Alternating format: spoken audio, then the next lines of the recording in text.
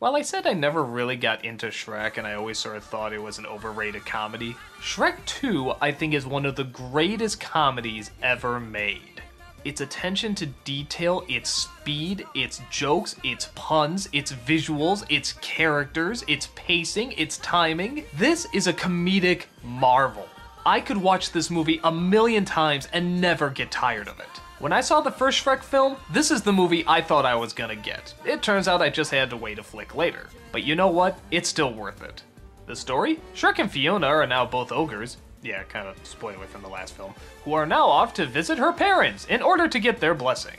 The parents are of course shocked that Fiona is now and permanently an ogre, and that, on top of that, she married an ogre. The king especially is not pleased with this, so he hires a hitman to go after him.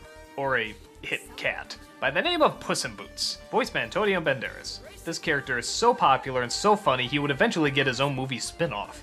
We also find out there's a subplot going on with an evil fairy godmother, and a prince named Prince Charming, who want to seize control by having Fiona marry him instead of Shrek. But Shrek just wants to make his bride happy and decides to take a potion to turn him human, thinking it will not only get the blessing of her parents, but also her love in return. Okay, here's a perfect example of why I love this movie. When at their house, Shrek looks outside and sees a bunch of guards waiting. All they have to do is play these royal horns and the guy has to read his message. But instead, they do this.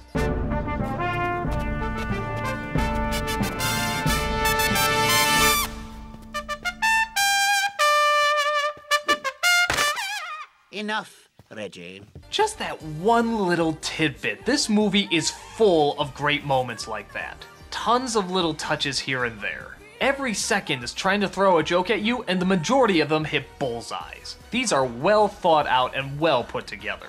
But to make it even better, the characters are really likable. I actually think the romance between Shrek and Fiona is very legitimate. I like the resolution they have at the end. I like how far he's willing to go. I like the fact that through half of the movie he doesn't look like his normal self. That's kind of a risky move.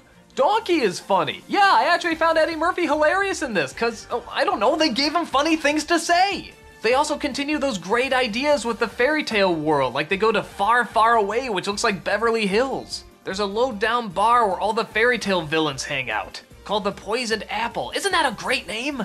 The villain is a great villain, and her plan is really pretty diabolical. The climax is one of my favorites, with a little bit of a wink to Ghostbusters and one hell of a great song number. This is one of those scenes where I was invested, excited, and laughing the whole time. I've talked about it before in the past, I don't even know what else to say about it. It's just so good. And if you really get angry at me for not thinking Shrek is one of the best comedies of all time, take some comfort in that I think the sequel is. It had great heart, it had great comedy, it had a great story, it had great characters, it had great animation. It's just great.